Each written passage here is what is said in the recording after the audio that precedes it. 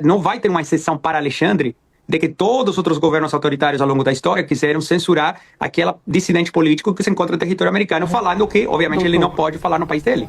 Tem havido um movimento aqui no Brasil que traz muito o nome de Eduardo Bolsonaro, filho do ex-presidente da República, como se ele estivesse arquitetando, mobilizando todo esse movimento que nós estamos vendo. No que diz respeito a Trump Media, no que diz respeito a Rumble, inclusive o ex-presidente teve de ser ouvido na Polícia Federal por causa disso. Tem envolvimento?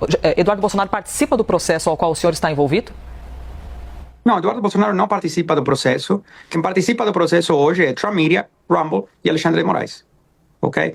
Em relação aos reclamos sobre o que o Eduardo está fazendo, obviamente qualquer um que assiste a qualquer mídia vai saber quem é Eduardo e o que ele está fazendo. Em relação a isso, o único que acho apropriado para eu me manifestar é que quando as pessoas se encontram fisicamente no território dos Estados Unidos, as pessoas podem estar protegidas pela Constituição dos Estados Unidos. Isso inclui um negocinho chamado Primeira Emenda, que é a liberdade de expressão.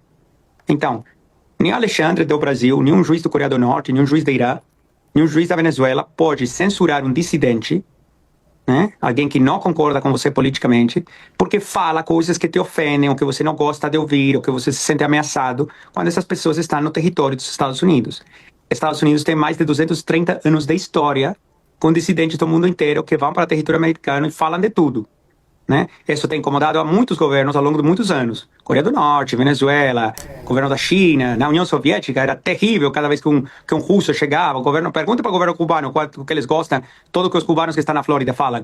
Mas é assim que funciona. Então, infelizmente, não vai ter uma exceção para Alexandre de que todos os outros governos autoritários ao longo da história quiseram censurar aquela dissidente político que se encontra no território americano, falando que, obviamente, ele não pode falar no país dele.